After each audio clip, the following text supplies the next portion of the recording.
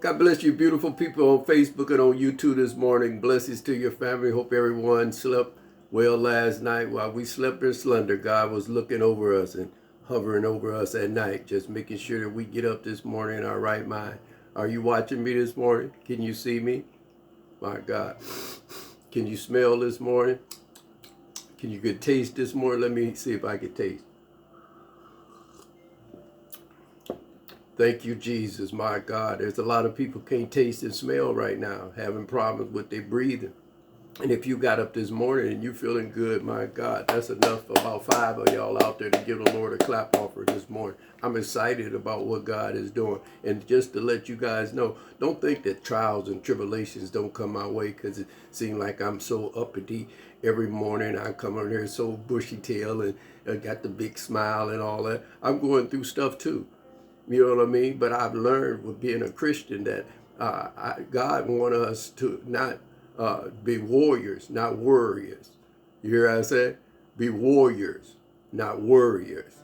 Because worrying can bring a lot of stuff on you. And I know a lot of people is going through it. I talk to 50, 60 people a week almost. And just, I tell you, it's just a lot of people really fear what's going on around us. And it's good to have fear, to know that that's working in your body, but you don't want it to control you. My God. So today we'll be talking about be anxious for nothing, but through prayer and supplication, through thanks. My God. So that's where we're going down through there. We'll be looking at Philippians chapter 4, verses 6. Well, let me read this in your hearing and we can get started on this right away.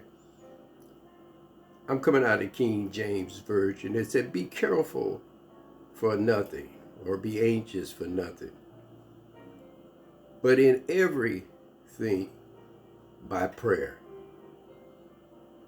Everything by prayer and supplications with thanksgiving, for your requests be made known unto God.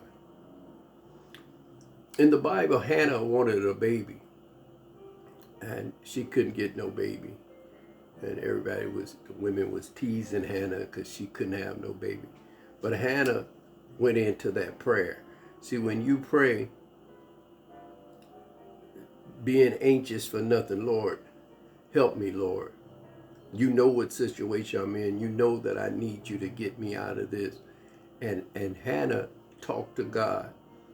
First she said, be anxious for nothing, but in everything by prayer. She went into prayer and supplication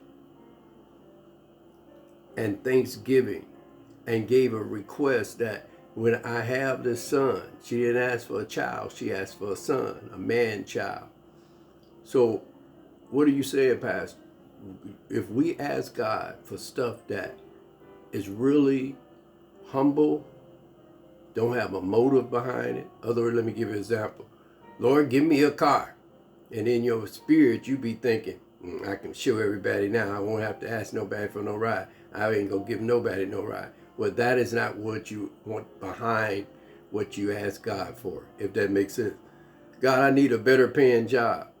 But every time you come to work at your job, nobody likes you because you have an attitude all the time, and you're supposed to be a Christian. God probably is not going to bless that. Or you understand? Now, he reigns on the just as well as the unjust. But I'm talking about when you really need a request. Let's say if your mama is ill, or you are ill, your children are ill, or you're in an accident, a bad accident. Them is the time that you put up the request so it be known unto God. You have a relationship with God. He knows your voice. He talks to you all the time. You walk with him, and then God will keep you safe. And here's the thing, whatever happens to all of our life, me, you, whatever happens to all our life, God have an escape plan for you. The Bible clearly states that trouble's going to come. That's your afflictions for Jesus Christ, what he went through. Some of this stuff is our affliction, what we have to go through. Of course, nobody has pulled our beard out. No one have whipped us over the back where it was just snatching skin and blood out of your body. No one was kicked and spit on for being a Christian. And we just go to church so easy, come back so easy, talk about people in the church. It's so easy. But Paul and them, with them disciples went through was so much different than what we go through, and we can't stand anything. But this is why I said God wants us to be warriors, not warriors.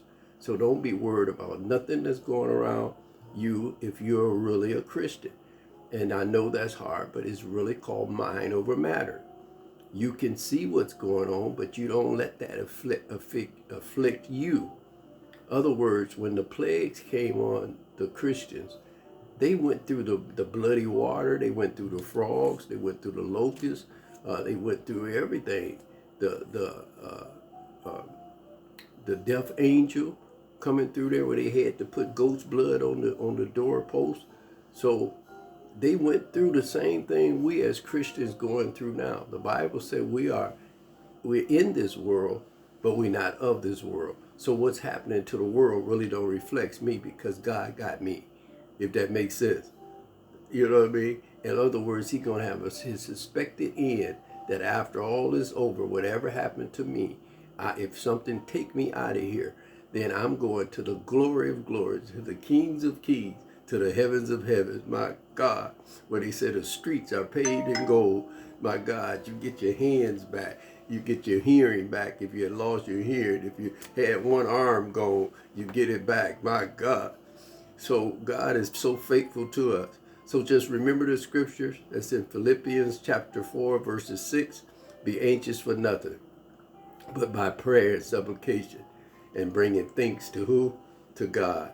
And let your requests be known. And then God will hear you and show up in your life. You guys be blessed. Have a beautiful Sunday. One Lord, one Spirit outreach. I love you. We'll be getting together sometime today and talking a few little things. God bless you all.